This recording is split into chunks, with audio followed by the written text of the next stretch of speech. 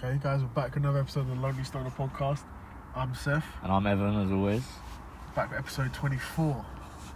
Crazy. Yeah. Looking to pump out and do a couple of episodes this week. Yeah. Get a bit of catch-up going. There's a lot going on. There's a lot to talk about. Yeah, there is quite a lot to talk about We've as well. Wrestlemania 41. I'll get the card up. Yeah, that's a few days away as of this recording. Yeah, man. It's a huge event, obviously. The biggest event WWE does. I say, let's start off with what match are you most looking forward to on this? Okay, well, I get the card up. It's got to be Cena v Cody. Okay, that's not mine personally. Is it not? I'm looking forward to it a lot, but for me, the match of the most interest is the Fatal 4-Way. The Dominic Mysterio, Finn Balor, Braun Breaker, and Penta. I hear that.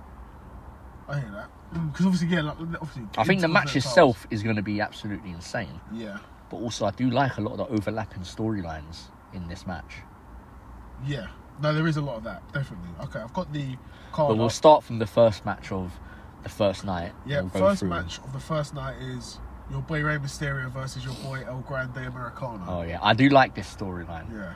Because, it's fun. a lot of people saying it's Chad Gable behind. No, let's not do that gimmick. But obviously, it's Chad Gable. Yeah. I rate Chad Gable a lot. Yeah. I think he's like low key like a midget Kurt Angle regen. Yeah, he's been there. Yeah, definitely. And not even in the sense that he just is the wrestler and he's American, represents it. Like he's quite funny. Yeah, definitely.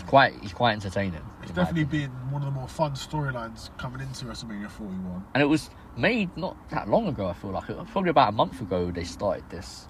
Yeah. El Grande Americano storyline. Nah, it must have been maybe a month or a couple of months. Yeah, it's not been going on for too long. No, not too long though. Yeah, not too long at all.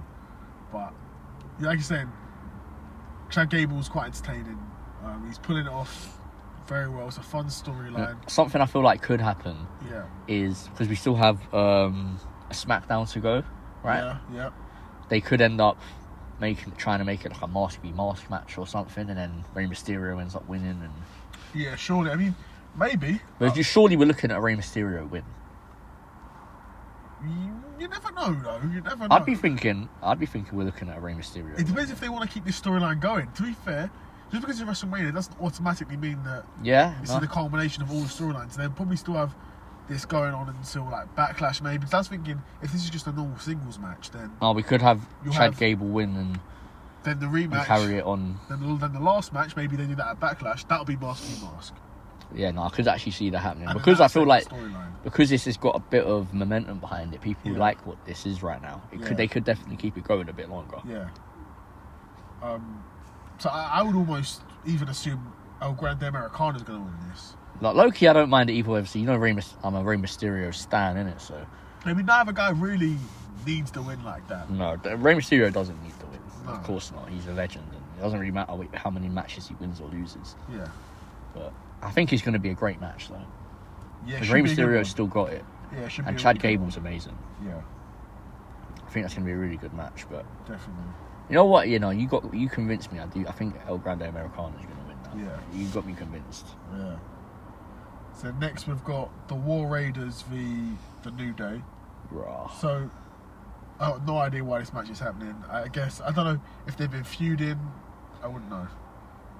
The only thing I know is that I don't know nothing about the Viking Raiders, and I didn't even know they were the champions, to be honest with you. Yeah, no, neither. But the only thing I know about the New Day is that kind of they've turned heel, haven't they? And they're like dissing Big E and all this stuff. But I don't really know what they got to do with the Viking Raiders. Exactly. Yeah. And I guess the New Day might win because they're probably like not only somewhat interesting tag team, but Kofi Kingston is, come on, man.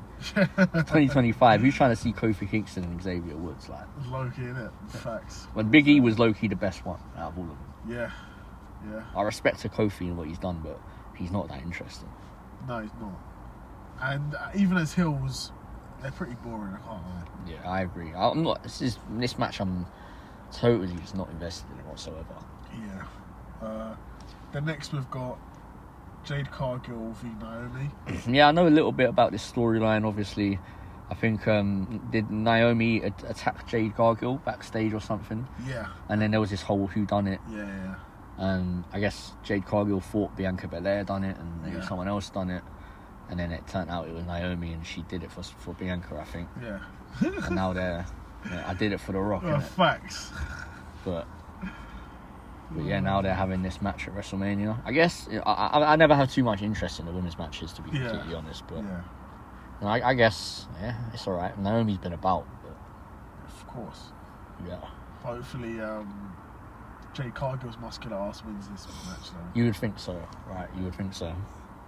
I remember on X, I think Naomi tweeted about Jade Cargill, and I was saying that no one's trying to see the WrestleMania match, you're just trying to see the OF collab, innit? Right.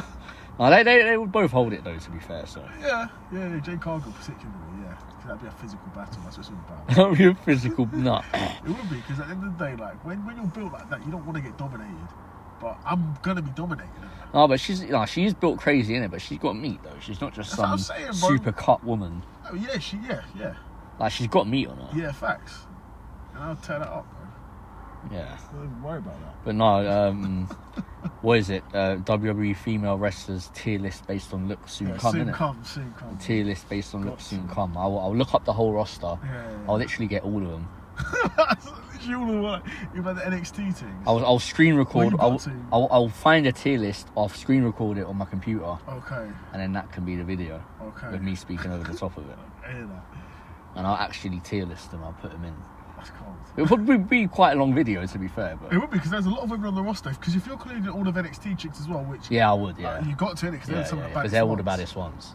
Definitely. To be fair, on the main roster, there actually isn't bare things. There isn't that many. That's what I'm thinking. That's what I'm thinking. These NXT things, you need to move them up, because I have no idea why they made those mid-card titles and tag team titles, because they're so pointless. So pointless. Maybe if you actually raise all these NXT things up, then maybe they'll become worth something, because you have more consistency. But I'm pretty sure Chelsea Green's been the inaugural United States champion this whole time, and I ain't seen her do nothing. Well, someone did like the numbers on it, and they were like, the men's roster's got like however many, like 20 Isn't it like, guys on it. I think it's like one, probably like one. I think the female one is like 1 to 6. Yeah, one title for every 6 female wrestlers. Which is ridiculous, dude. Yeah, which is insane. Like, the only way, like you said, the only way you could do it is if you moved all the NXT things up, and then you've got no NXT women's division, but whatever, innit? But there must be more Batinis looking to come through, you know what I mean? Yeah, but they have to be good as well. Just because you're bad, bad, no, they do. Because we've had bad things in WWE before, but they just couldn't fucking wrestle. Yeah, like if you look at, I mean, I see bare clips of these NXT women's wrestlers, I'll be honest. Yeah. That one, what's her name? Soul, she's good. She's actually really good in the ring. I've seen some of the moves she'd be doing. Obviously, like Jada Parker's a bad one, and she's pretty decent. Yeah. Stephanie Vanker, she's very talented in the ring. Yeah. Very, very talented. And she's quite bad as well, so it helps. Who's the thing I was thinking of? Roxanne Perez. I think she's just got moved up to the main roster. Oh, swear, okay. Like Asian looking thing, kind of. Yeah. Fat back.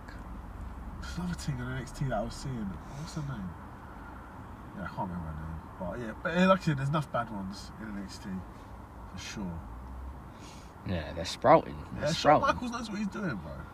That's what I'm saying. Like, I'll be honest, guys want to see the bad ones, innit? Of course. Like, even I come back with all them things that we just named from NXT. They're like 10 times badder than Tiffany Stratton. Yes. And she's supposed to be the bad one of the girls in the main roster. 100%. And you got like Charlotte and like, ugh, man. Yeah, facts. We'll get onto that match later. But yeah. Oh yeah, get the card up. Yeah.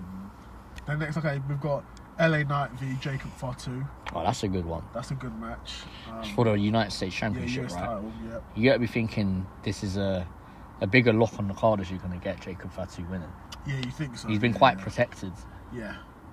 Since he's come on. And LA Knight's held the belt for a minute, innit? Yeah. Obviously, he had it the first time, he lost it. Yeah. And now he won it back off Shinsuke Nakamura. Yeah. And he's held it for a decent minute. Yeah. So he's low-key due to lose it. This is low-key, as talented as LA Knight is on the mic, this is probably his ceiling. Yeah. WWE. I don't think he gets to like, because he had a run, bro, when he was red hot, G. And he had a match against Roman Reigns at Crown Jewel. And that was like when LA Knight was at his peak, right? Most popular, dropping crazy promos, like violating him. It was cold. I think that's where his talent is. It's in the promos and in the character work. Yeah, that's where LA Knight is really good. In the ring, he's alright. Passable. Yeah, he's alright. Yeah, it's not like he's not bad. Liability or anything. No. Like he'll put on the bog standard match. But really, what you're paying for is the build-up and the promos to that. But yeah, I think Jacob Fatu is going to win this. I think him being looked at as a guy to put over Jacob Fatu at WrestleMania, he should appreciate that, really. Because Jacob Fatu could be a huge star. Yeah. I mean, he low-key is having, like, people... I think people like... It seems like people like him. Yeah. He's really, really good in the ring. His promos are actually not half bad as well. No, they're very good, actually. The thing is, his presentation, like the way, like what he wears stuff to the ring is a bit... I feel if you're going to be a big star, you need to sort that out. It's a bit old school, isn't it? Yeah. Like, his sort of ring gear and that. Yeah. He needs to sort that out still. I don't know. He needs to get something that suits him better. I don't know, I feel like it really suits him. Because man's like this mad guy. He's beating everyone up, but he's coming to the ring just like Mick Foley, you know. He's coming out beating guys up, bro. Like, Mick Foley. You know?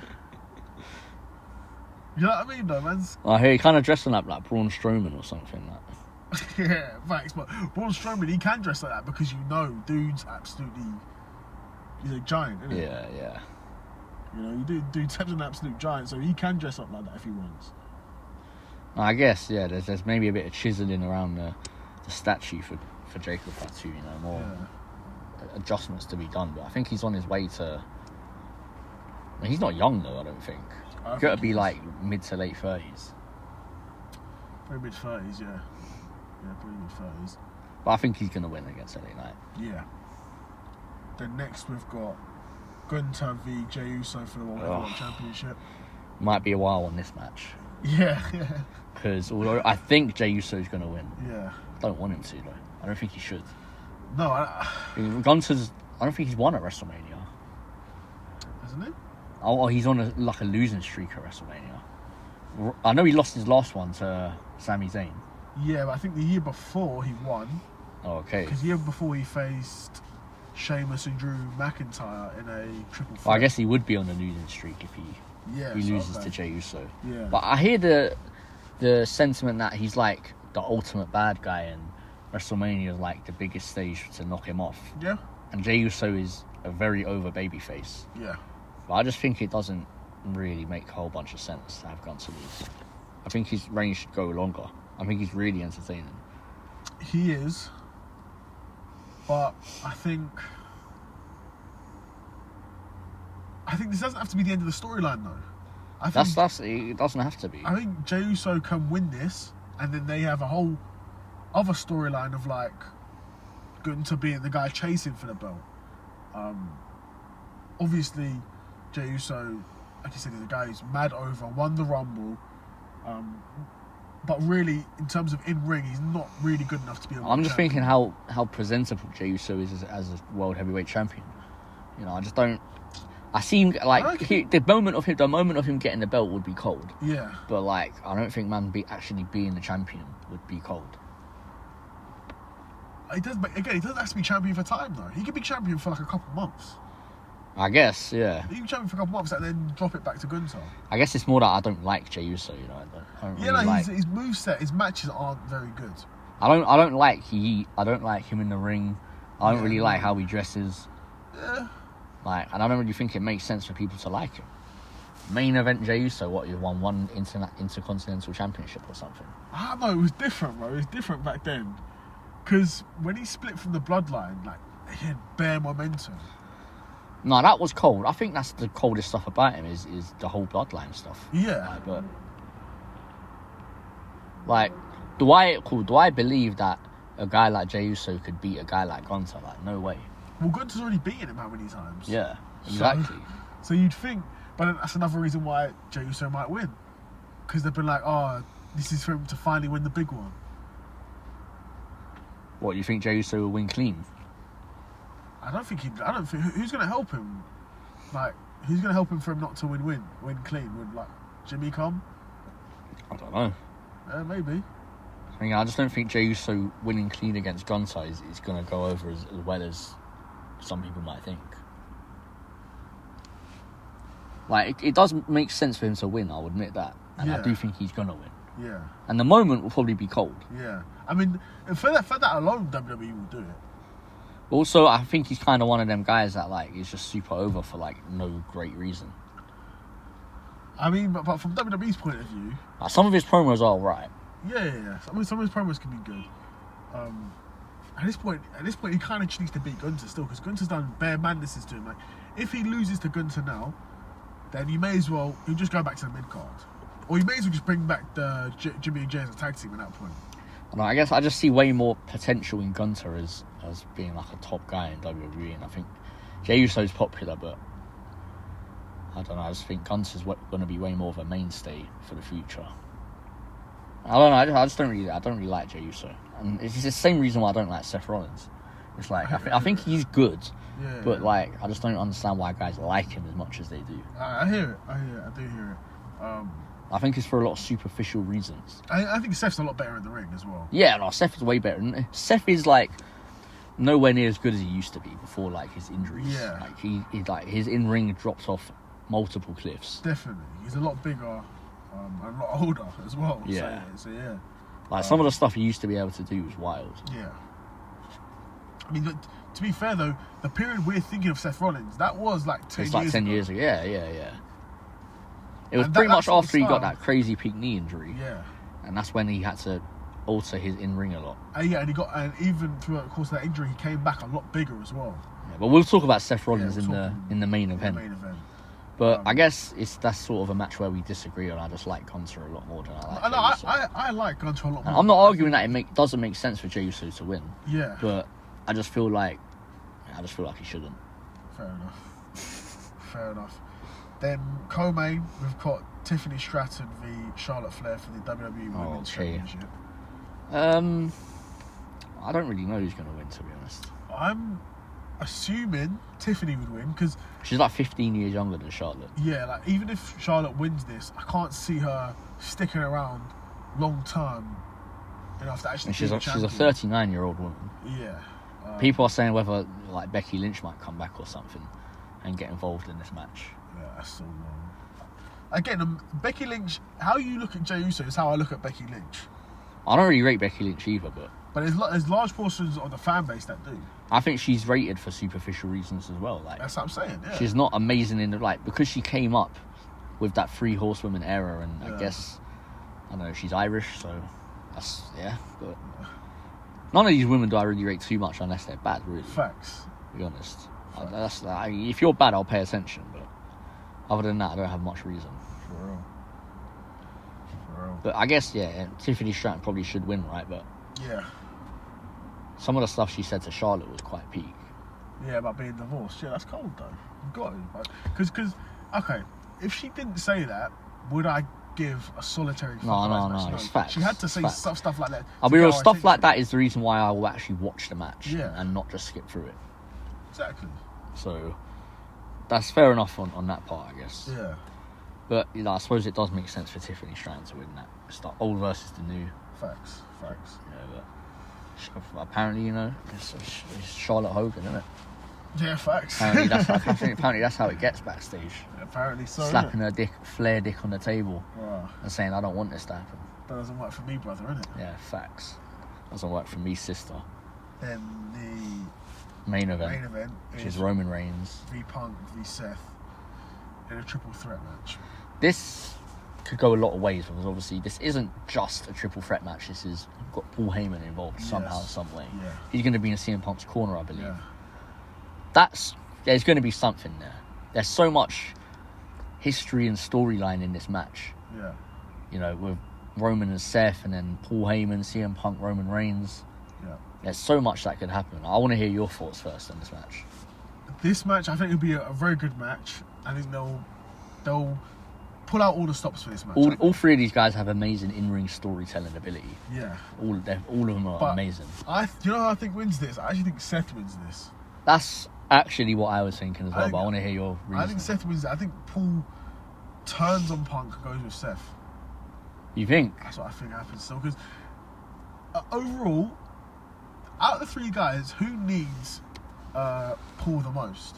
It is Seth, yeah. It's Seth. Okay, it's Seth because Punk is never needed anyone really to be popular. He is ultimate popularity. Yeah. And Roman Reigns has obviously been carrying the company on his back for however many years, and he's very over with the crowd as well, on his own. Yeah. So is Seth, to be honest. They all are extremely over. Yeah. But Seth Rollins, I suppose, when it comes to consistent and getting back in title pictures and stuff like that, maybe a guy like Paul Heyman could help him get in those sort of pictures. Yeah. Because that isn't necessarily what CM Punk is looking for, a title. He hasn't outright... Like, he said to... I remember he said to Cody, actually, he wanted to have him, but that was, like, before the Royal Rumble and stuff like that, and Elimination Chamber, where he could have won that and challenged for the title, but... I think CM Punk is so good, he doesn't need to be involved in titles. He doesn't need to be elevated by a title. He doesn't, and same for Roman as well. Yeah. At this point, same for Roman as well. So, like I said, Seth's the guy who needs it the most. That would be crazy. That would be unexpected. Very unexpected, because... So you'd think he's going to choose either Roman or CM Punk. That would be the obvious option, yeah. But I don't think he can choose... I don't think he can go back to Roman now. I think that's done. Yeah, the way Roman was... What did he do? Push him down? Like, I think that was last Raw. He just pushed him. Yeah. He put his hand on his face and just pushed him down. Yeah, he had to, bro. I was like, oh. And the way he was talking as well, like, while kind of looking at Paul Heyman, kind of not looking at him. They should have put him through the table like Solo did, didn't it? Wow, that would have been crazy. Yeah, that would have been very cold. He deserved it still. But I think this is a really, really good Night 1 main event. Definitely. I'm really looking forward to what's going to happen. Yeah, like I said, I think they're going to pull out all the stops for this one. Like, they'll break tables, they'll do all sorts. Oh yeah, it's a triple threat, so no disqualifications. Yeah, exactly. So yeah, it's going to be probably quite a long match. Yeah, it will be. A sick match. Yeah. Because all three of them are really good. So yeah. So that's Night 1. So you think Seth Rollins is going to win? I think Seth's going to win. Yeah, that's really interesting. It's 33% for each of them for me. I think Roman doesn't need to win as much as the other two might. No, CM Punk and Seth Rollins would benefit way more from this win than Roman would. But I would be surprised if Roman's the one that gets pinned. Same. I think he'll be protected and not pinned. Yeah, I think he'll be protected. I think the finish will be Paul turning on Punk and then Seth getting the finish. We'll definitely have some crazy false finishes. Yeah, of course. And some crazy moments where people think the match is over. Of course. But yeah, man, I'm looking forward to that one big time. That's so many. There's a lot of good matches on this WrestleMania. Yeah. We're going to Night 2 now. Night 2. Well, we've got Randy Orton v TBD, because obviously Kevin Owens is out. So who's that going to be then? Nick Aldis, you think? Because I know we called him out for a match. But who's really trying to see that? I don't know. Yeah, that'd be a very random match. But at this point, like, who is he going to fight? Or who's going to face? Exactly. At this point. Like, who would they bring out for him to face? I've got no idea. Like, who's on the roster that could potentially run as a match? I mean, you can look at it from two ways. Bring out someone he has a history with or who is super popular. Yeah. Or someone young. Someone young, Carmelo Hayes, maybe. He's not got a match. But don't you think that would just disappoint people? It would. They were like, his next match is again, it's Carmelo Hayes, who they've been been trying to push on the main roster, but hasn't really been working. Who else is there? I mean, everyone else has got a match, innit? Like, all the other big names have got matches. That's the thing. Yeah. There isn't really anyone that you can... Because you're not going to take someone like Jacob Fatu out of a title match. You're not going to take... Randy Orton versus Rey Fenix, isn't it? Yeah, it could be. It'd be a good match. Be a Be a bit of a weird clash of styles. Yeah. And it'd be... The thing is, any match they make now will literally just be for the sake of it. Rey Fenix would make him look good, though. He would, yeah. Make him look fucking good. I definitely would. Yeah. And that's quite interesting. I think the people, from what I'm seeing, people's biggest theory is that he's going to have a match with Nick Aldis. Maybe. I mean, Nick Aldis hasn't wrestled in years, but... Yeah. I know he was in, like, NWA and stuff like that, so... He was. I mean, it would be a bit of a weird one, but he's a consistent on-screen character. Yeah. So people know who he is. Yeah, they do. But I guess we'll just have to wait and see. I'm assuming... I mean, he's the GM of SmackDown, and we have one more SmackDown left. Yeah, maybe. Last SmackDown, Wrestlemania, he just announces he's coming back. Maybe. This means like his first ever match in WWE. But he wouldn't have been training for this for very long. That's what I'm thinking as well. So like, even if a match gets made, would it actually be any good? Yeah, like at most they've probably had, like a month? At most, yeah. If that. Or maybe they knew Kevin Owens was injured way before it was made public, and they've been planning this. But then you would have thought they would have planted the seed way earlier. Yeah. So in my opinion, no way Nick Aldis would have more than 3 or 4 weeks to prepare for this WrestleMania match, having not been, like you said, a wrestler for years. Yeah, wouldn't be long enough. But I don't know, who do you think he could face? I've got no idea, bro. Like you said, everyone with a decent name on the main roster is booked up. So unless maybe it's someone from NXT. AJ's got a match already. Who's rated in NXT that they could bring up? Ricky Starks, Ethan Page, Femi's there. No, not Femi. Oba is their world champion. No, his name is Oba Femi. Yeah, that is his name. He's the world champion. Bro, the thing is, like I said, anything they do now is just going to feel weird and forced, yeah. But I mean, you have to give if Randy Orton's healthy and prepared for WrestleMania, he has to face someone. Just make him the special guest referee for Cody v. John, isn't it? Cody v. Cena. Right. Make him a special guest ref. They don't do that often enough. I'll be real.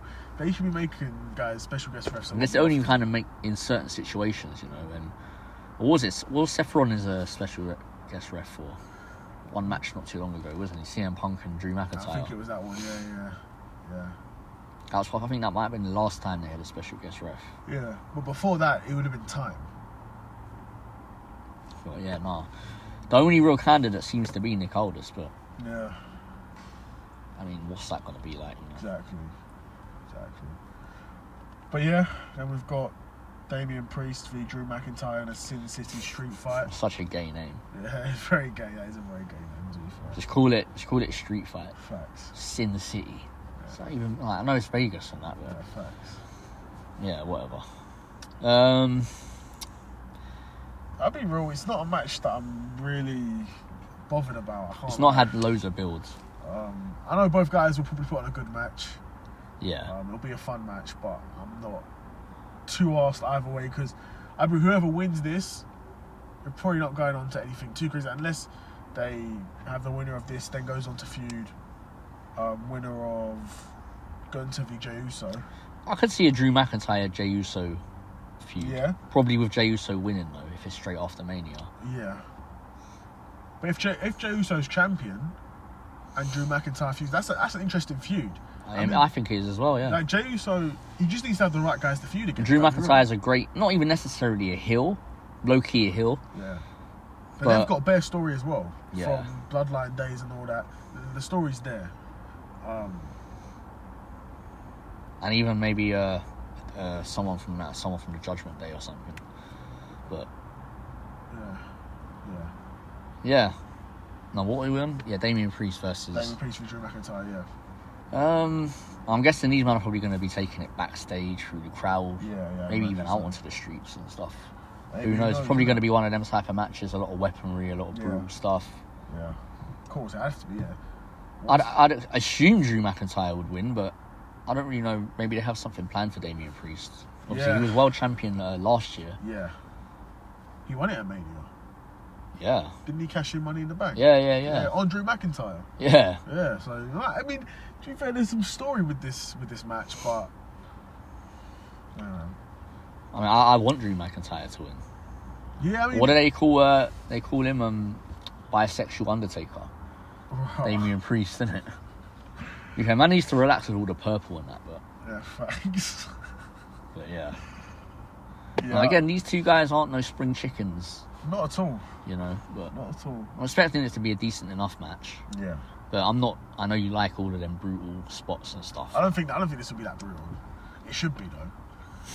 There should be. No, but you're gonna like seeing them get thrown into shit backstage and that and whacking. Yeah, I enjoy that. But it won't be anything crazy. It won't be like. No, they don't do nothing crazy. It won't be like guys getting set on fire. Like what your guy John Moxley is on. Yeah, facts. Just on. Yeah, that's ridiculous. Like I swear, John Moxley just every time he goes into the he's like, oh, how can I make it even more crazy and violent? Of course, bro. That's of course. But that's not wrestling. That's just. That is wrestling. That's just like Pain Olympics. No, but you're doing it to win the match. No, but like it's all pretend, bro. Bro, that's not pretend, G. Well, the violence isn't pretend, but the result is pretend. Talk about when he's got fucking nails in his back. The result is pretend. Yeah, of course, yeah. Oh God, yeah. I don't know. I want Drew McIntyre to win, but I don't really care. Yeah, same. Okay, then next we've got Liv Morgan and the bad one, Raquel Rodriguez v Bayley and Lyra Valkyria. I don't know who Lyra Valkyria is. But yeah, Valkyria, yeah. Bayley's got a fat back, but not much else going on. Yeah, that's true. I guess Liv and Raquel should probably take the win there. What day in the Judgment Day, innit? So yeah, and it's for the women's unless you're like, title.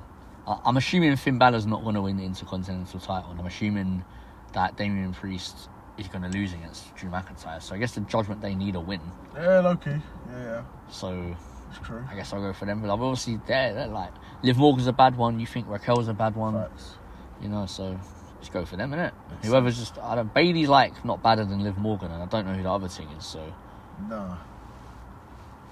Yeah. Okay, next we've got the Fatal 4-Way for the Intercontinental title. Yeah, this is crazy, because obviously you got Dominic and Finn Balor both in there. Yeah. They're supposed to be on the same team. Yeah.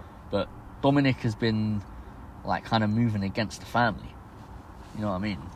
He's, like, trying to bring in new members, and other guys don't want new members. And it's true.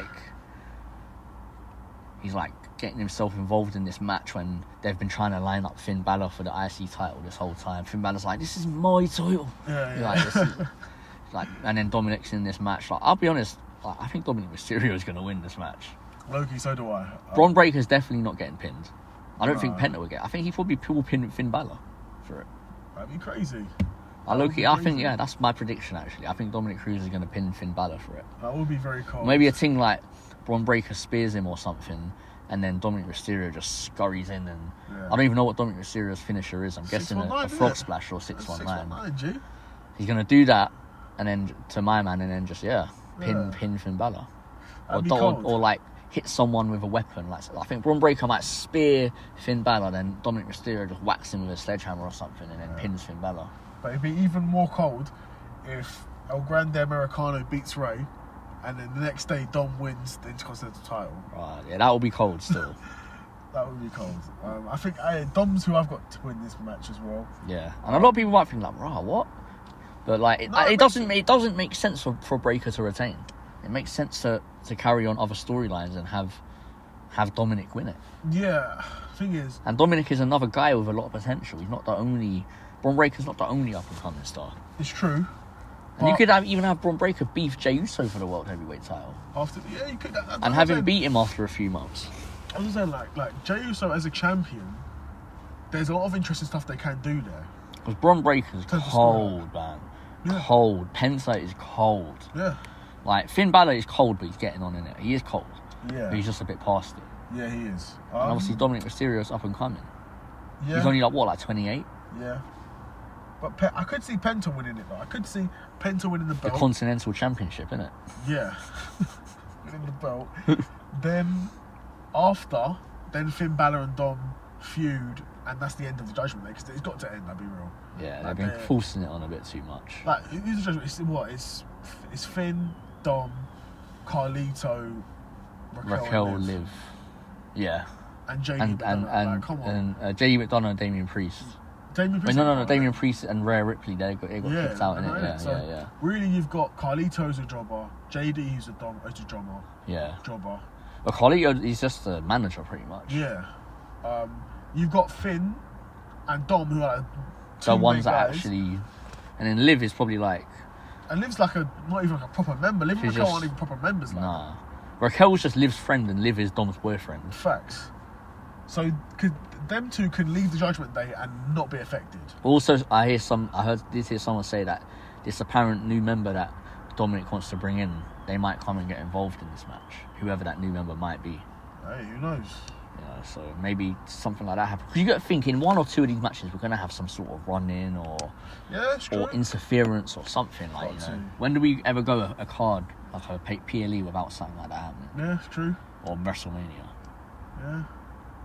But I'm thinking Dominic is going to win this one. You're thinking that too? Yeah. Then next we've got AJ Styles v Logan Paul. Damn, that's way Did higher you see? AJ Styles match with Karrion Kross. Yeah. That was super weird. Yeah. I don't really get it. People saying Karrion Kross is trying to get AJ Styles momentum going to help him beat Logan Paul. Like, because Karrion Kross is like not even like he's a wrestler, but he's not. Like, he's like almost like a narrator for the WWE or something. Bro, I don't get it. Cold, like, he has such a strange character, but I rate it. Yeah, he's hard, bro. I seriously rate Karrion Kross. Like, his characters, I don't understand what he's meant to be. He's like the Watcher from What If. Like. Well, they're underusing him so much because you can tell, like I said, he's the narrator. Like, his promos are cold, and he's been used a lot. And he had a match for the first time in ages, but he's been showing up. Yeah, but they need to do something with him, though. Yeah, because again, he's another guy who's not a spring chicken. You know? No. They need to actually do something with him. But I rate him. No, I rate him a lot. He's cold. And then he had that stable going, and then they just with AOP in it, and then they just sacked AOP in it. What was it called? Like the Final Testament or something? That was the group. I remember. Yeah, it was him, AOP, and the old guy and his team. Now he's just with his team. Yeah. But they just out of nowhere just released AOP. So when I saw just that, out of nowhere. When I saw that, I was like, Ross, I guess that storyline's done then. Because they were beefing the White Six, innit? With The Miz. Oh, okay. And that was pretty cold because Karrion Kross, like, he wasn't one of these guys that was like scared and getting bitched by the White Six, innit? Like, man was out here like, we can and that helps Kross's character. When everyone else is so scared of him and then he's not, it helps his character. Facts. Yeah. I do rate him, but yeah, I want to know what they got planned for Karrion Kross, really. Yeah, for real. Because, like, I feel like his character has so much potential and it could be, doesn't even have to be like much of a wrestler per se. Like, no, man can just be like an on-screen character, just be having like involving himself in shit, having be like, yeah, this is the way it's meant to be. Like, facts. I mean, you know what I mean? Bro, I'll be real. One day he could be a GM. It's like AJ Styles is meant to beat Logan Paul. Like, he's been moving like this. Yeah. Like, guys like Logan Paul shouldn't be in our business and that.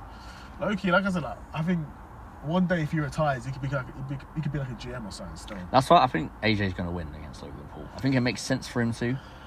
AJ, I'm thinking what does really. But I mean, is, Logan has enough heel heat. You know. Yeah. He doesn't need to win this. The thing is, I think the same for both guys. I think neither guy really needs to win here because if AJ beats Logan Paul, what does that do for AJ? Like, AJ's not going to be going for a world title. I mean, he could be in a world title rivalry. AJ Styles is still good enough to be doing that. Yeah, I mean, especially if Cena wins. As much as Logan Paul might be talented, I don't think people genuinely want to see him in world title feuds. He was in a world title feud. He feuded with Roman. Yeah, but like for a bit. Obviously, no one ever buys that he's going to beat Roman.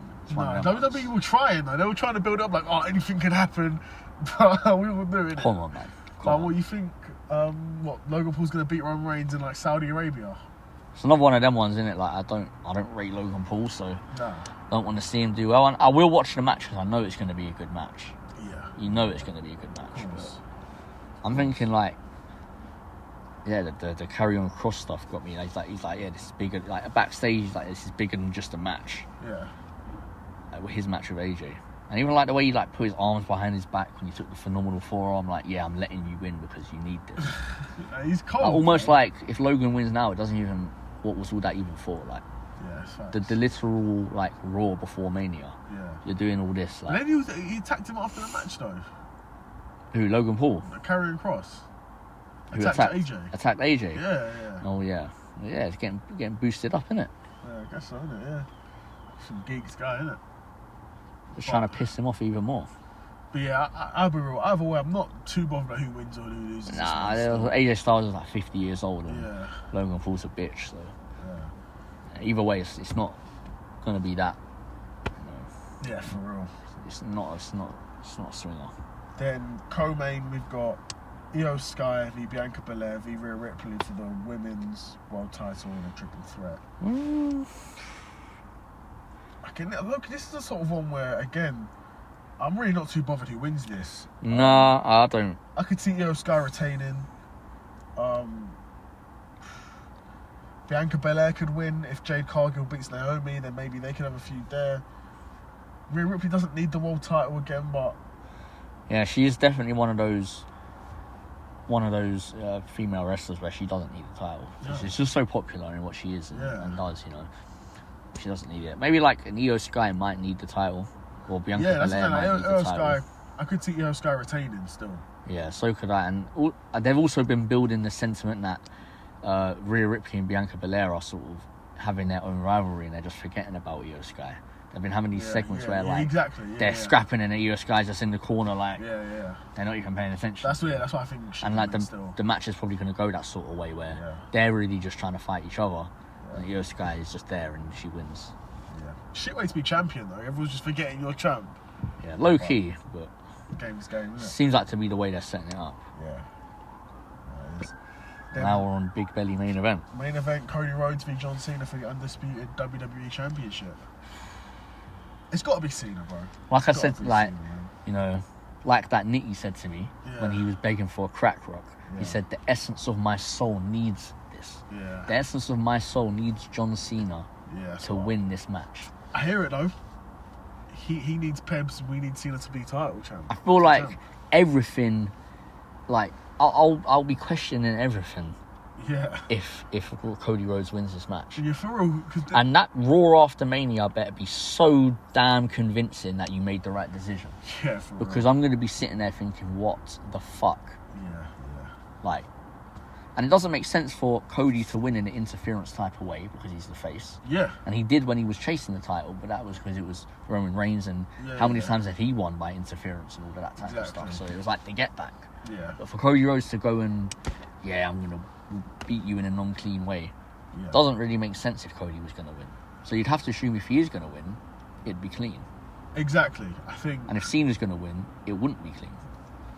No, there's no way, in my head, there's no way that they waste this Cena heel turn by not having him win the title at Mania. Exactly, and also because I think if Cody wins, rivalry's basically over. But if Cena wins, that rivalry's definitely going to continue. I don't know. Maybe not immediately. Yeah, not immediately. Maybe not immediately, but it's going to continue. I think if Cody loses, I think Cody will go away for a bit like Roman did last year. He should though, because he's been the champion for a year. Exactly. Yeah. Maybe he should go away for a bit. Yeah, you go away because. And imagine that pop when he comes back. That's what it's all about. Maybe John Cena's like a few months into his reign. Yeah.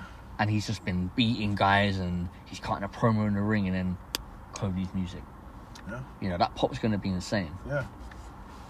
And John Cena takes over as the more week to week showing up on TV, cutting promos. Yeah. And have Cody Rhodes come back and reinitiate that rivalry. But like we've been saying, for how long, it only makes sense for John Cena to win this. Yeah. But history made at WrestleMania. The fact that it's so obvious that Cena has to win this may be the reason he doesn't win it. But it's so obvious in the sense that it's obvious that this is for the best of the storyline. Yeah, it makes the most sense, of course, 100%. Because even when, we all thought John Cena was going to win the Royal Rumble, and he didn't. And as soon as he didn't, we knew he was going to win the Elimination Chamber. And he did. Yes, yeah. So it's almost like they don't have a backup for this if he doesn't win. It's true. Yeah, it's true. It's very true. I could see something happening, like Cody Rhodes wins, and then The Rock just comes out and forces a restart.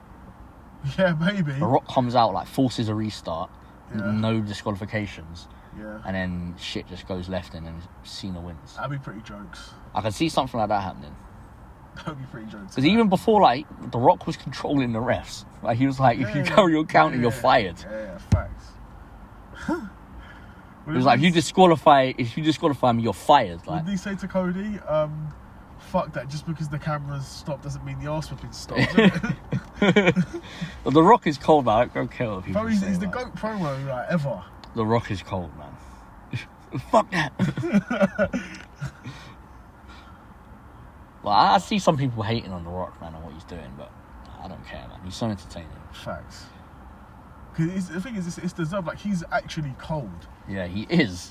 It's not like... And he's not even, horrible in the ring as well, No, for a guy his age... obviously he's in shape and he makes sure he's in good nick, but for a guy his age, was 52 years old. Last year, what was his last match at last year's WrestleMania? Yeah, last year's Mania, yeah. First night. Yeah. He did alright. I watched that match not too long ago. It was a tag team match, they kept him, they protected him as well, as they should. You're not gonna have my man go out in a 60-minute Iron Man match at this age. You're asking for it. And even when we look at like John Cena, I think what John Cena is going to be able to do in the ring is not as good as it used to be. He's going to be way more limited. Not. Yeah, of course not. But this is where like you'll see even more so than before. Like his promos and storyline work's going to carry it even more. Yeah, and like we've been discussing in WWE, that's 80% of it now. It probably used to be like 50-50 in-ring promo, but now it's like 80-20 promo ring. Yeah. It's like what you do in the ring isn't really that important. As long as you can protect your opponent. Exactly. The guys Cena will be facing when he's champion, I'd imagine, will be guys that are like still at a high level. Actually, you say that, but AJ Styles is still at super high level, to be fair.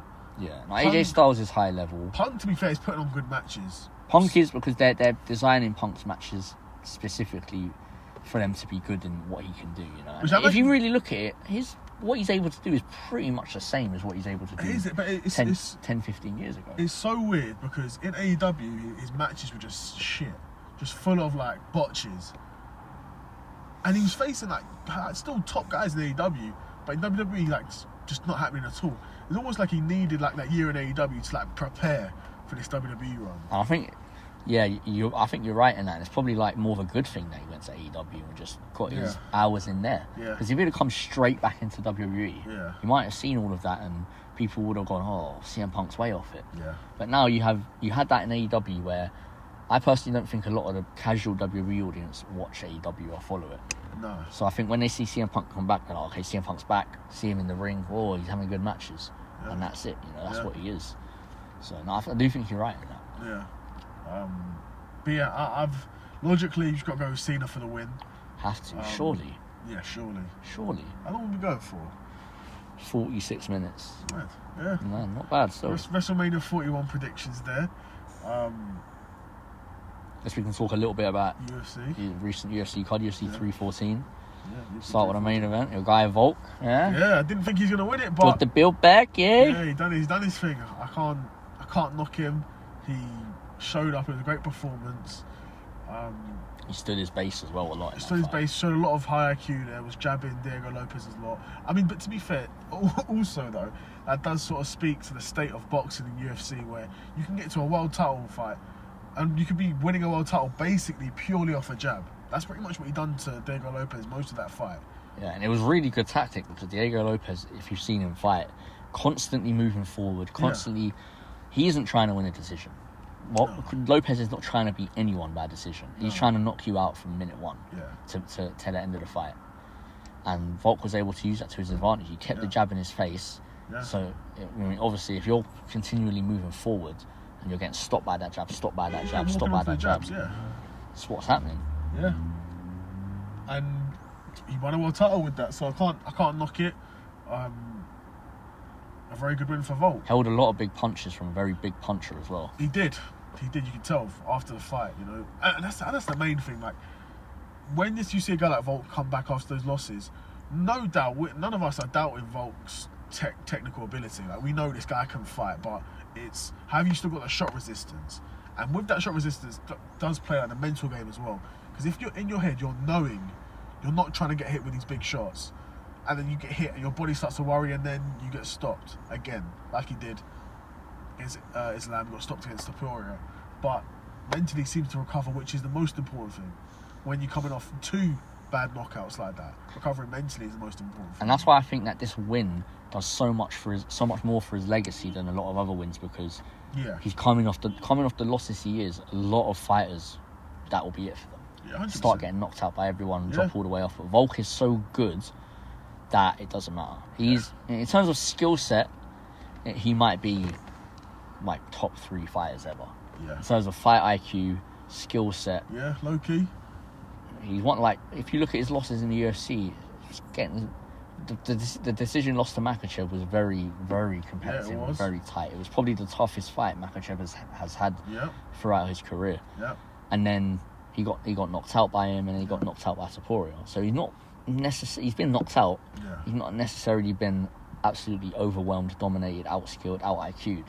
It doesn't really happen to him. You have to just knock him out. Yeah. I mean, that kind of speaks to how good he really is. And at this age, coming off the losses he was, to put on a performance like that, it's super impressive. I agree. It does so much for his legacy. Definitely. So who do you think's next for the title? Featherweight. Obviously, we got a bit of controversy going on in this featherweight division now because we've got Yair saying he deserves the title fight. We've got John Silver saying he either deserves a title fight or a number one contender fight. Yeah, that's jokes, man. That's not happening. That's not happening. No, John Silver needs to relax. Yeah. Re-fucking-lax. He beat one ranked opponent. One. Like, I rate John Silver, but, like, that's how you get guys to not rate you. Facts. Is to come out and say shit like that. Definitely. That, I'm not going to fight anyone. I just want this one or two certain fights. Yeah, definitely. Come on, man. I think logically, it'd have to be Murphy or Evloev. Exactly. I'm thinking, why would John Silver get a title fight over Murphy or Evloev? Yeah. Say what you want about the way that they've won. Yeah. They're beating multiple ranked opponents and putting on big win streaks in the UFC. 100%. I'm hearing that Evloev might be facing Aaron Pico, though. Apparently, he turned it down. Bro, I don't blame him. They wanted that fight to be made and he turned it down. But I'll be real, Evloev is like the most disrespected contender, G. Like, Evloev is the number one contender. Yeah. He blatantly is the number one contender. And you're making my man face someone who just released from PFL. Volk's the champ. Then you have Max Holloway in the rankings, but he's either not fighting he's either not fighting or he's fighting at lightweight. He doesn't seem to be wanting to fight. Yeah. And then it's Lopez, but Lopez will go down because Evloev's already beaten Lopez. Yes. So they'll put, now that Lopez is lost, they'll put Evloev above Lopez, so he's the legit number one contender. Yeah. There's no one else. Yeah. I mean, you could do Yair, but he's literally won a one-fight win streak since losing to Volk. Yeah. Which I think is, I don't like Yair. Guys like Yair just ruin it, man. Do you reckon? You don't rate him? You have so much talent. Yeah. But then you're just a bitch. Yeah. Like, even like, it pisses me off. How was Volk putting all the work he has since fighting Yair? And Yair's had one fight and it was on the same card that Volk just fought on. That's mad, bro. Come on, bro.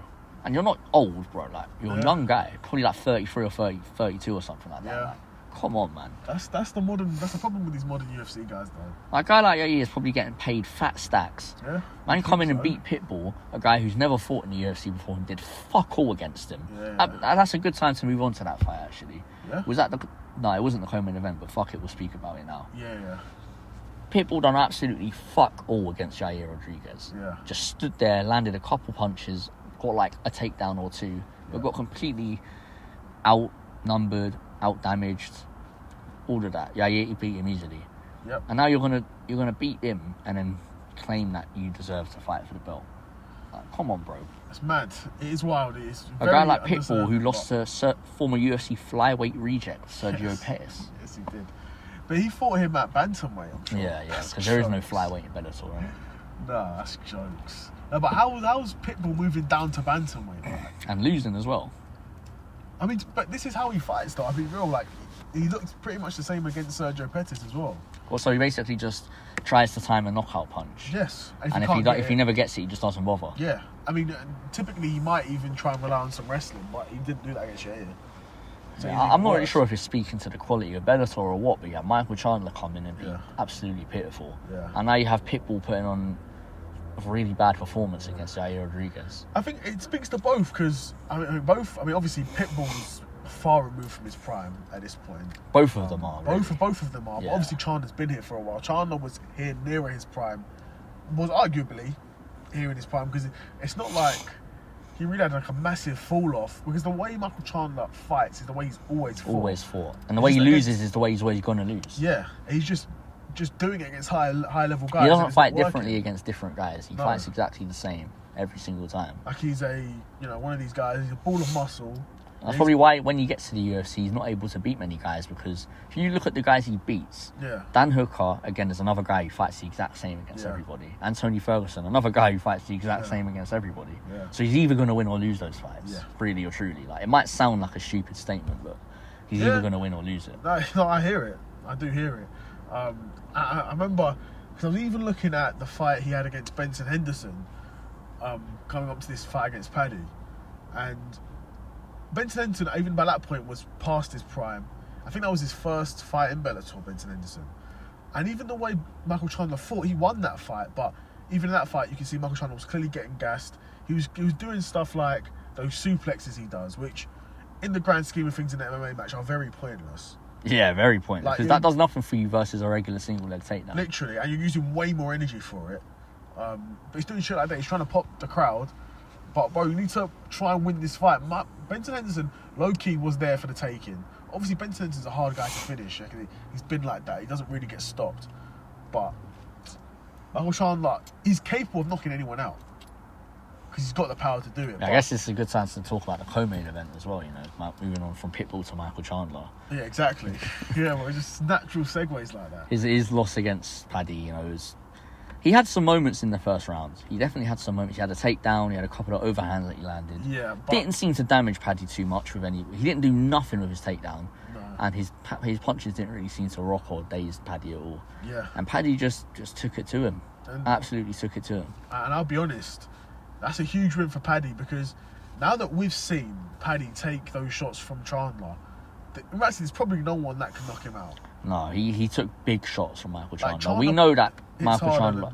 I mean, the war Dan Hooker went through with Dustin Poirier didn't get knocked out. Yeah. Michael Chandler knocked him out. Yeah. And that was after that fight as well. Yeah. So, I mean... And we know Michael Chandler, I'd say he hits harder than Poirier, hits harder than Oliveira. Yeah. Those are the only two guys that buff. Yeah, a big part of it is, the way he punches and stuff, but he definitely is a bigger puncher than those. He's one of the biggest punchers in the lightweight division. Yeah. For sure. And for Paddy to be eating those clean shots, he's looking good chin-wise. Yeah. And that was really the main concern. Obviously, the striking mechanics are quite poor. Yeah, they are not very poor. They are quite poor, but... It's his style and his size. Yeah. And the fact that he can grapple as well. And I'll be honest, his leg kicks, while not fast, are really powerful. Because he's so big, he's able to get so much power behind those kicks and land them from so far away as well. Stay out of range, exactly. I mean, but they said Chandler was 5'8" and Paddy's 5'10". No way he was only 2 inches taller than him. I know Chandler has a really wide stance and he lowers himself down, but no way Paddy was only 2 inches taller than him. Yeah, that's mad. I reckon it was more like Chandler's 5'7" and Paddy's 5'11". Yeah, that's what it felt like. Yeah, definitely felt more like that. But really impressive for Paddy to Paddy. That's the fight that makes you think, okay, before he beat Tony Ferguson, my prediction for his ceiling was 5 to 10, ranked 5 to 10. Okay. That was my prediction for his ceiling. I don't think he could beat any of the top 5 guys, and I think that 5 to 10 range was him. I think he'd lose to some, beat some. That's where it'd sit. Well, he's there now. That's where he's got to now. Yeah. So, for me, while that victory was really impressive and does show that his skills are worthy of being in the top 10 for sure, and the next fight is the real question for me. Because if he gets a top 5 opponent and beats them, I mean, maybe his style was just sticky. Because, like you said, you look at the striking mechanics, it's not good. No. His hands are down, his chin's up in the air. Yeah. And his chin is definitely there for the take. I'm thinking if he's striking with Toporia's sleeping the fuck out of him. You'd think so, yeah. But also, I guess it's about how his power is going to translate to lightweight. But yes, and because Paddy will be so much bigger than him. So much bigger. It'll be, I think Topuria was even shorter than Chandler. Yeah. And he himself has quite a lower down stance as well. Exactly, yeah. There's a picture of Topuria and Joe Rogan standing next to each other, and they're about the same height. I think Joe Rogan's like 5'6". Yeah. So they're about the same height. So 5'6" against Paddy, who they say is 5'10", but could be could be all of 5'11", 6 foot, to be honest. He looked way bigger than Michael Chandler, way taller than Michael Chandler. And even like I said, even just huge for the weight class as well. Yeah, it would be really, is Topuria's footwork and boxing mechanics that elite where he's going to be able to have him wherever he wants him and land the combos. And okay, they are. Look what we've done to Holloway, though. Holloway's that sort of size. Holloway's skinnier and lankier and less physically, but in terms of, length and height, probably but similar to Paddy. I'm thinking, personally, Topuria's so much more skilled than him. I think he has to be in. I don't think Paddy's size is reason enough for him to beat Topuria. Yeah, well, if they want to give Ilya a number 1 contenders match before he fights for the title... That's a good fight, man. That's a good fight. Yeah, that fight makes a lot of sense. I mean, you'd assume Ilya wants a top 5 guy, because then it's a guaranteed title shot if he wins. If he beats a Charles Oliveira or an Arman, it's a guaranteed win. Yeah, it's true. But a fight like, if he's able to go out there and absolutely destroy Paddy, definitely he's going to get a title shot next. Yeah. I just don't think Makhachev wants to fight anyone has no lightweight pedigree. And Topuria doesn't. I think he had one fight at lightweight against an unranked guy. Yeah. Topuria doesn't. Yeah, not yet. I mean, Topuria definitely needs to beat someone and then fight for the title. I think Makhachev's in the right, personally, saying Topuria doesn't deserve a fight. Because why should he have to fight Volk twice? Yeah. And then now fight Topuria?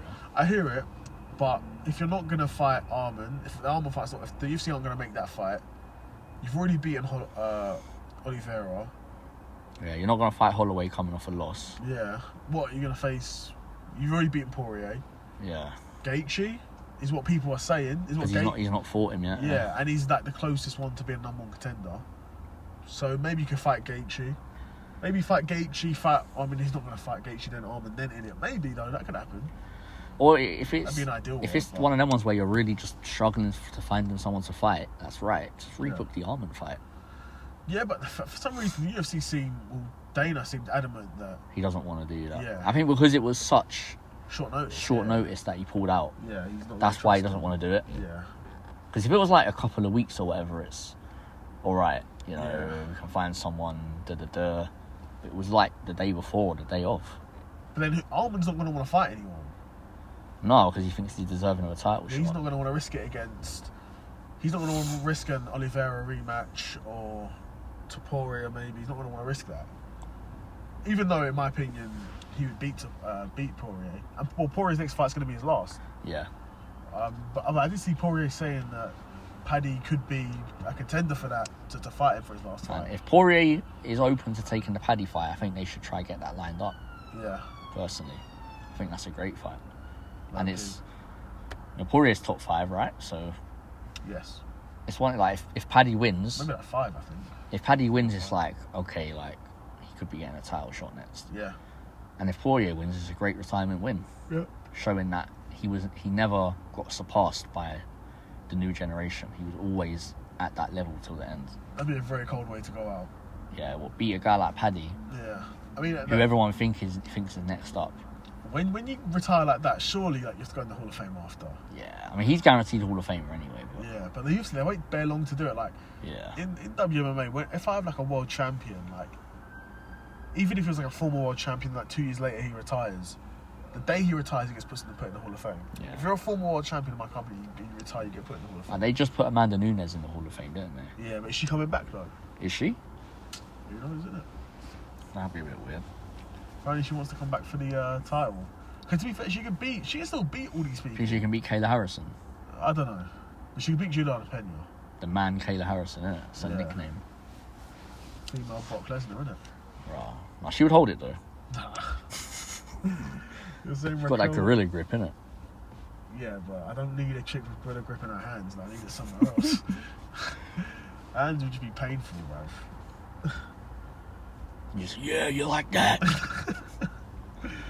Jesus. Nah, it would be a physical battle. I would like to dominate her, though, to be fair. It'd be a struggle, because she's probably a black belt, but she doesn't want the combos I've got. Anyway. What was the fight before the Pitbull fight? Is it Reyes? Yeah, I think it was Reyes, yeah. Or Reyes was first fight on the card. Was there one more that I'm forgetting about? Reyes... I can't remember. Too fried. Way too obliterated. Oh, Bryce Mitchell. Oh yeah, beat John Silver. Yeah, we talked about John Silver. No, that was a great win though. It was. I actually think Bryce Mitchell won the first round. He was outstriking John Silver, I think.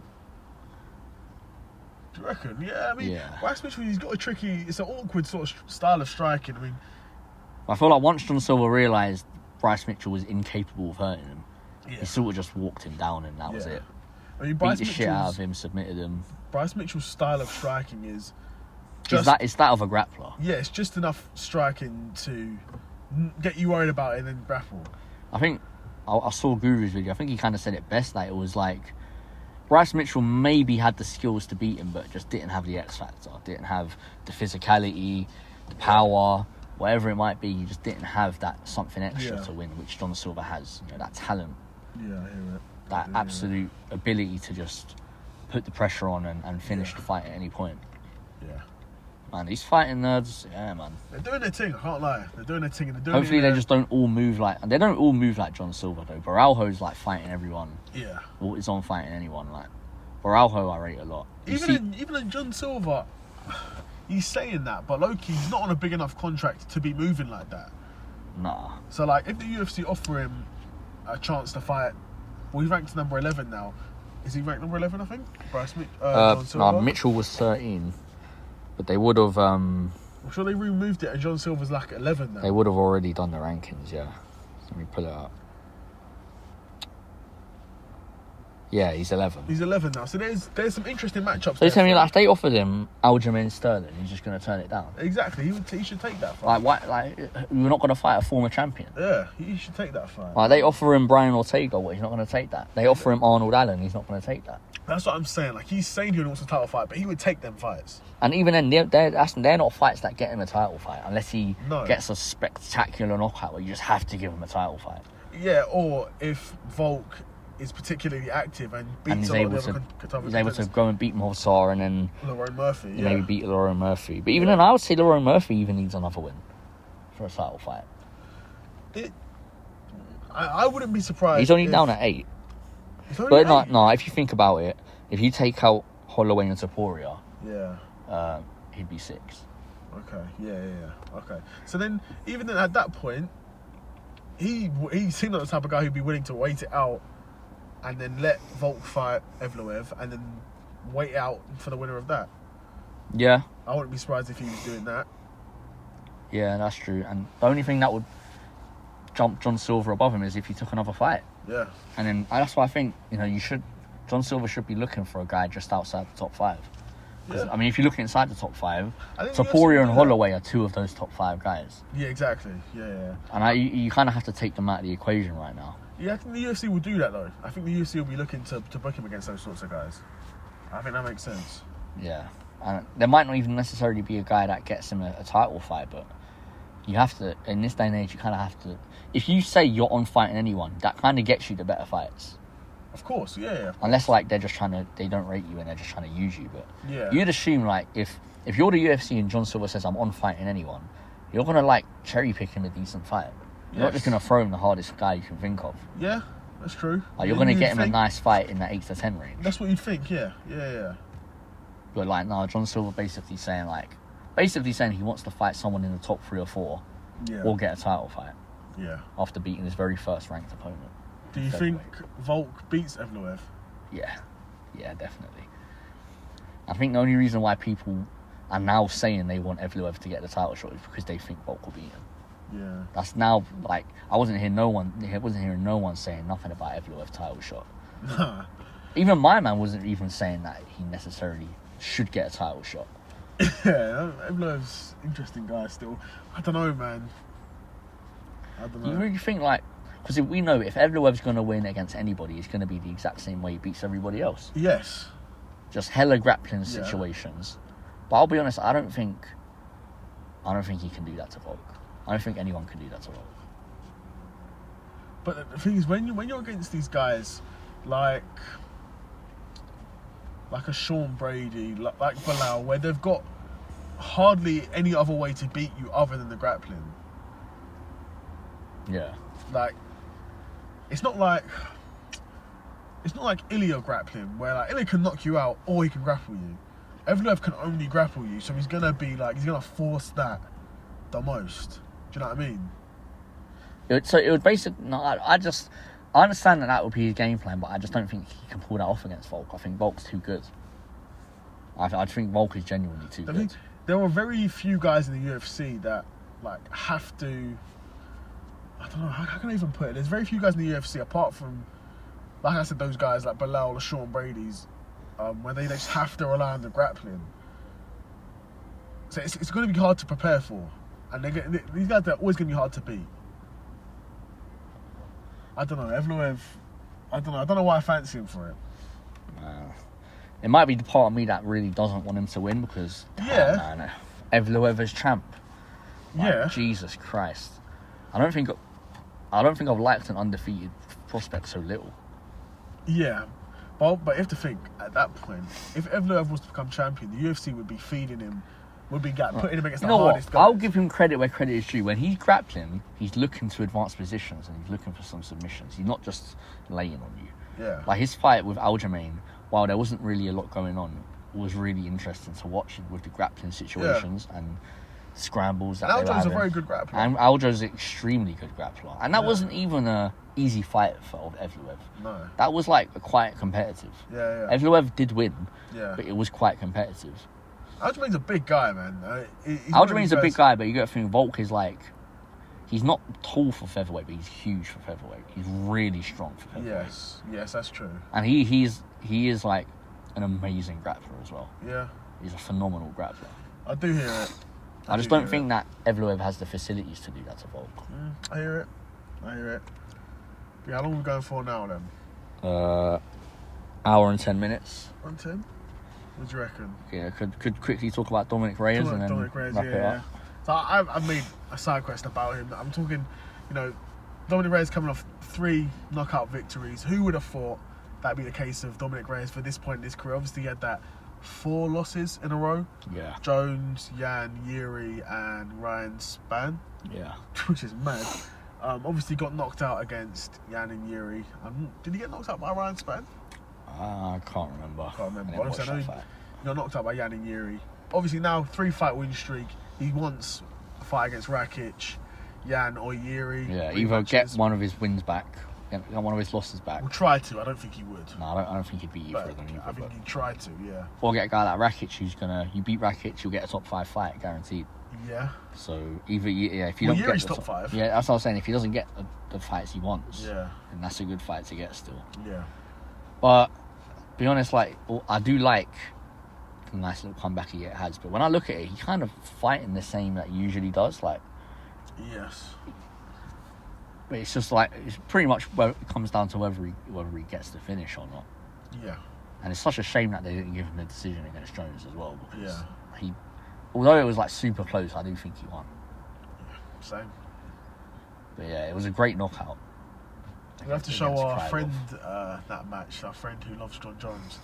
He'd just be mad denying it though. Yeah, he wouldn't be able to accept it. No, but look at the kicks though. Look at the kicks though. Like John Jones. Like not realising the fact that John Jones is just getting beat up, walked down.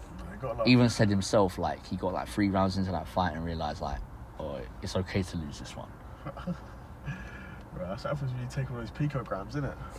Facts. And even man like Dana White after the fight said he thought Reyes won. Yeah, facts. Yeah, I remember that. I do remember that. But yeah, Dominic Reyes, he's on a career renaissance. 205 looks a lot more interesting now. Man, you've got a contender on 3 fights, win streak like that. I think the Jan fight probably makes the most sense. Yeah, Jan coming off a loss. Yeah. Rematch. Yeah. But also, maybe Rakic also is coming off a loss as well, isn't he? Yeah, to Yuri, is it? Is that his last fight? Or was it not Ankalaev? What? Rakic? Yeah. Nah, I don't think so. Was it? No. It was. They fought in the meantime. Yeah. Yeah. And Yuri beat Jamal Hill. Cooked him. Cooked him still, innit? Yeah, absolutely dominated him on the feet. Great win. That was such a great win from Yuri. Yeah. Obviously, they're going to be looking at this Ankalaev-Pereira rematch. Yeah, but Yuri could easily wait out that, though. He could wait for that to happen and then... But do you think they'd give him another Pereira fight? If Pereira wins, surely they'd run the trilogy, innit? Yeah, they'd have to. But at that point, he shouldn't be waiting out still. No, yeah. So that's the risk on his part then, isn't it? Yeah. But if Ankalaev wins the rematch... Yeah, then he's next in line. Then Yuri's next in line. Yeah. But Ankalaev's not one to be super active, so how long are you going to be waiting? That's the thing. Because if they fight... But maybe he wasn't being active because he was just waiting for a title shot. But at the same time, he's never been... Dagestanis are like, bro. Yeah, he's never been that active. You know what these Dagestanis are like, bro. I literally said that in my side quest. You know what these Dagestanis are like, not trying to be active. No. The most active one probably is Makhachev, isn't it? Yeah. But, I mean, he's champion, so... Yeah. He kind of has to be a certain amount of active. Yeah. Otherwise, he'll get stripped. Well, that's what I like about boxing. I was telling you earlier. You guys get stripped if you're not fighting the mandatory challenges. It's very simple, bro. Fight them or get stripped. I'm like your guy Reyes, though. Got to, bro. Guy will win. Got to. Yeah, I think he's at ranks number 8 now. back, innit? Both. Really, he's one win away from a title shot. Like, if he was to rematch Yan... The way the light heavyweight division is, 100%. If he's to rematch Yan and beats him, he's getting a title shot after Yuri. Yes, the only thing now is that because Ankalaev's champ, there's more fresh matches there. Yes. So... Yeah, there is a lot of fresh matchups. Even running it back with Yan, obviously that won't happen because Yan's coming off a loss. Ankalaev hasn't fought Yuri yet. Yeah. So Yuri, Oldberg. There's a few guys there. There are a few options there still. I don't think Oldberg beats Yuri or Pereira or Ankalaev. No. I think Oldberg has got as far as he's going to get. He was lucky to beat Yan. Yeah. But MMA math doesn't always work like that, though. No, it's my style. Yeah, he could go and knock out Yuri or something. You never know. But he's like Chrissy from The Sopranos. He's like 38-year-old YG, isn't it? Yeah, for real. Some old guy. Yeah.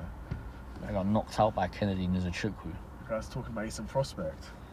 Yeah, he's bare old. Always Is what it is, though, isn't it? Facts. When a division like light heavyweight, you're gonna look for anyone you can find. Literally. Obviously, Khalil Roundtree and Jamal Hill are fighting, though. It's a good one. I mean, wasn't that meant to happen? It was meant to happen, but... And now it's been rebooked or something. Yeah, I think it's supposed to happen on the Azerbaijan card. Okay. So you're going to have two black guys main event instead of Fiziev, who's actually from Azerbaijan. I'm kind of hoping that Jamal Hill will win. Do you reckon? Yeah, I'm hoping he wins.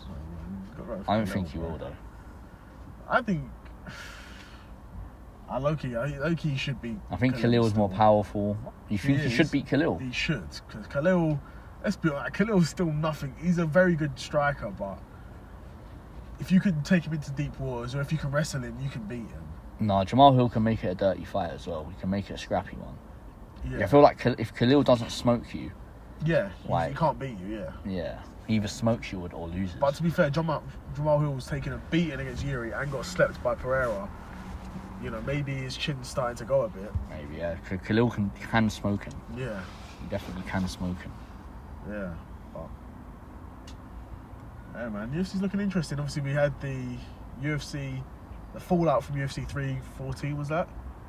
Yeah. And then we gave predictions for WrestleMania 41, Day 1 and Day 2. But yeah, episode 24 of the Lonely Stoner podcast in the bag. There you go. Probably be rising up another one soon, though. Yeah, looking to get another one in. Yeah, it's been overdue. But yeah, I'll drop this episode soon. Definitely get in for before WrestleMania. I've got to, yeah. Because what day are we on now? We're Wednesday now. Yeah, Wednesday, yeah. I'll plan this probably tonight, maybe tomorrow. And then get that uploaded and episode 24 in the bag. There you go, beautiful. Yeah. Okay, guys. I think that's going to be it from us. We're out. There you go. Cool. Peace.